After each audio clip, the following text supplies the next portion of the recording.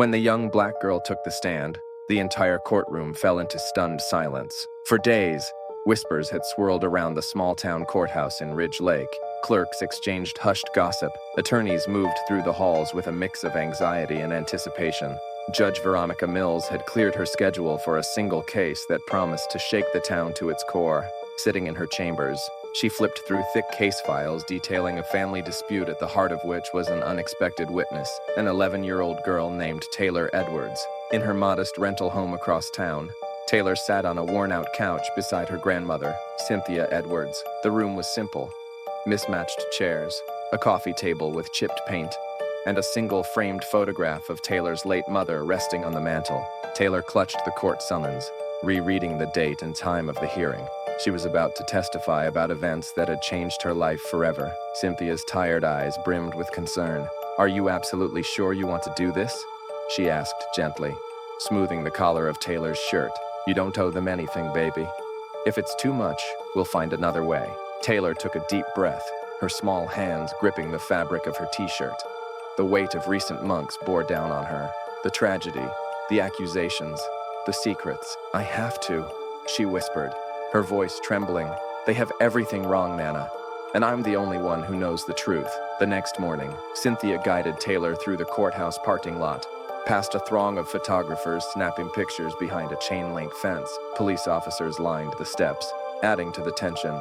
The trial had drawn attention due to its shocking allegations, claims of abuse, corruption, and a powerful local figure who faced ruin if Taylor testified.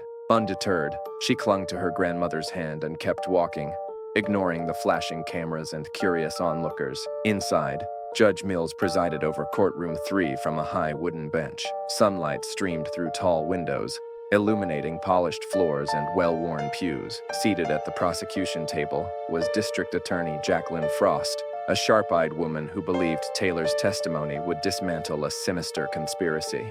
On the opposing side sat Malcolm Grayson, a high-profile defense attorney renowned for his ruthless strategies. He represented Darius Knight, a wealthy magnate rumored to have deep ties within law enforcement. Many whispered that he practically owned Ridge Lake. Cynthia squeezed Taylor's hand as they took their seats near the front. The courtroom fell silent as the bailiff called the session to order.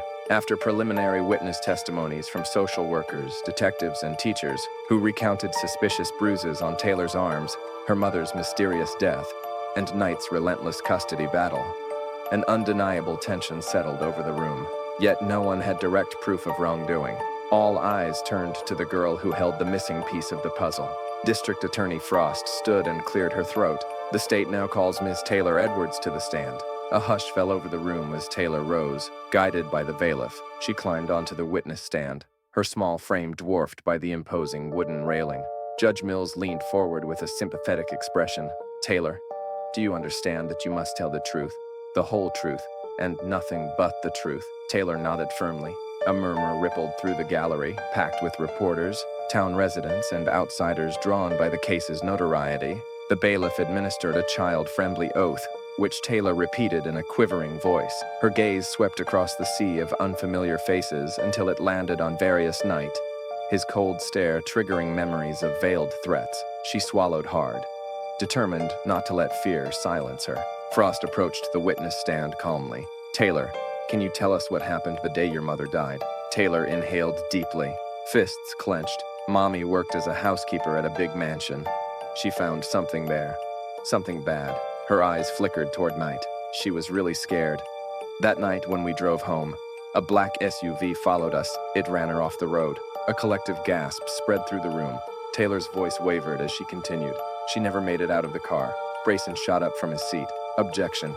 Speculation from a minor. There's no direct evidence linking Mr. Knight to any wrongdoing." Judge Mills banged her gavel. "Overruled for now. The witness may continue." "Proceed carefully, Miss Frost." "Taylor, how do you know the SUV was following you intentionally?" "I saw it earlier at Mr. Knight's estate. I memorized the license plate. Mom told me to, just in case something happened. She found files about missing money, bribery, people getting hurt for knowing too much. If anything happens, tell your Nana everything." But I never got the chance. She died that night. The courtroom buzzed as Frost revealed photos of the vehicle, its license plate tied to Knight's chauffeur. Phone records painted a damning picture, suggesting Knight had orchestrated the crash. The magnate remained eerily composed, though his jaw clenched slightly. Grayson rose for cross-examination, adopting a tone of feigned sympathy. Taylor, you've been through so much. It's easy for memories to become blurry after a tragedy. Are you sure you aren't misremembering things your grandmother told you? Taylor's dark eyes met his without hesitation. No, sir. I know what I saw. Nana never told me anything. She just held me when I cried. And these supposed threats from Mr. Knight? Did you hear them yourself, or are you repeating rumors? Taylor's hands balled into fists. He told my mom, if you don't stop snooping, you'll regret it. I heard it. I also saw him at the estate. He looked right at me and said, little girl, you better keep quiet about what you see here, or something bad might happen. He acted like it was a joke, but I knew it wasn't. A shocked murmur rippled through the crowd. Grayson objected again, arguing the girl was twisting harmless words into something sinister. But the judge allowed the testimony to stand. Taylor inhaled sharply. People thought my Nana hurt me, but the bruises came from Mr. Knight's men. They cornered me behind the church after my mom's funeral. She rolled up her sleeve, exposing faint scars. Nana never knew. She thought I fell from the orchard tree. I was too scared to tell her the truth. A reporter in the back scrambled to take notes. The weight of Taylor's words settled over the courtroom like a heavy fog. Judge Mills turned to the defense. Any further objections? Grayson's lips thinned. He saw the shift in the room, the jury's expressions hardening. No further questions, Your Honor. Judge Mills faced Taylor. You've been incredibly brave. Taylor exhaled, shoulders sagging in relief. She glanced at her grandmother, who mouthed. By the day's end, newly revealed forensic evidence aligned with Taylor's testimony. Knight was ordered into custody pending further investigation. A hush lingered as the gavel struck. Justice, at last, within reach, stepping out of the courthouse into the bright afternoon. Taylor ignored reporters clamoring for a statement. Cynthia wrapped an arm around her shoulders. Tears welled in Taylor's eyes. I'm not scared anymore, Nana.